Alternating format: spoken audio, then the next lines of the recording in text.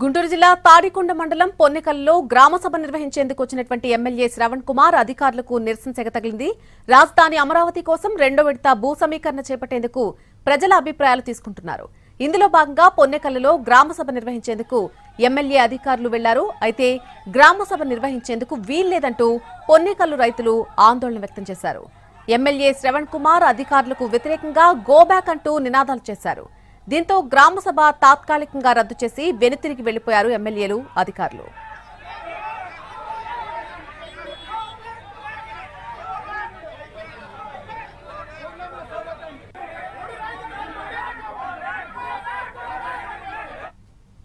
రాజధాని నిర్మాణం కోసం ఇప్పటికే 33,000 ఎకరాలు తీసుకున్నారని, భూమి ఇచ్చిన వారు రోడ్డుపై ఉన్నారని అన్నారు పొన్నెకల్లు రైతులు. ఇప్పుడు తాము కూడా భూములిచ్చి రోడ్డుపై పడాలా అంటూ ప్రశ్నిస్తున్నారు. ప్రభుత్వాలు మారితే ఇబ్బంది పడేది రైతులే అని అంటున్నారు. జరగడానికి అవగాహన సదస్సుల పేరిట గ్రామాల్లో అవగాహన సదస్సులు పెట్టుండట్లయితే రైతుల్లో కొంత అవగాహన వచ్చిండేది. అలా కాకుండా ప్రభుత్వం నేరుగా భూసేకరణ అని ఒకటి చెప్పి రైతుల్ని గందరగోళంలో నెట్టేసి రైతులకు ఏం చేయాలో అర్థం కాని పరిస్థితుల్లోకి తీసుకొచ్చారు. ఈ రైతులకి అనేక రకాల అనుమానాలు ఉన్నాయి.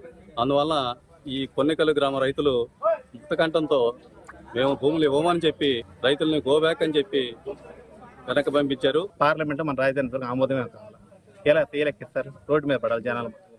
తేలెక్కిస్తారు. 33,000 ఎకరాలు వచ్చిన వాళ్ళే రైతులు రోడ్డు మీద పడి తన్నులు తిన్నారు. ఈ 33,000 రేపు రాజకీయం అనేది చిత్తు బొమ్మలాంటి. ఇప్పుడు ఈ గవర్నమెంట్ నెక్స్ట్ ఇంకో గవర్నమెంట్ ఇస్తుంది. తర్వాత ఆ గవర్నమెంట్ ఏం చేస్తారు? అది మొత్తం మంది 3 కాదు, ఈసారి 6 రాజధానులు అంటారు. అప్పుడు ఏం చేయాలి? జనం మొత్తం చేయాలి. ఈ 33,000 ఎకరాల రైతులు 44,000 ఎకరాల రైతులు మొత్తం కలిసి రోడ్డు మీద తన్నులు తిని కూడా బాగుంది. అదనమాట ఈ గ్రామ సభలు జరగడానికి. రాజధాని రెండో విడత భూ సమీకరణ కోసం ఇప్పటి వరకు 11 గ్రామాల్లో గ్రామ సభలు నిర్వహించామన్నారు ఎమ్మెల్యే శ్రవణ్ కుమార్. పొన్నెకల్లో గ్రామస్తులు గ్రామ సభ వద్దన్నారని, వారి మనోభావాలు దెబ్బతినకూడదని రద్దు చేశామని చెప్పారు. ఈ విషయాన్ని సీఎం దృష్టికి కూడా తీసుకెళ్తామన్నారు MLA Shravan Kumar. Real estate వల్ల భూమి వాల్యూ పెరిగిందని వాళ్ళు అనుకుంటున్నారు. ఈ పెరుగుదల కేవలం రాజధాని వల్ల అన్న సంగతి మర్చిపోతున్నారు.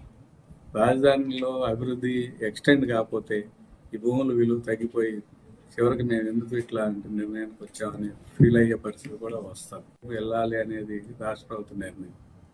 రాష్ట్ర ప్రభుత్వం నిర్ణయాన్ని మార్చుకుందాం అనుకోండి, అప్పుడు ఈ భూములకి విలువ కూడా రాకుండా పోతుంది. కాబట్టి వాళ్ళు విఘ్నత వాళ్ళు కొద్దిగా ఆవేశంగా ఉన్నారు. కాబట్టి కొద్దిగా మేము కూడా ఆలోచించి వివరాలన్నీ తర్వాత తెలియజేయాలి.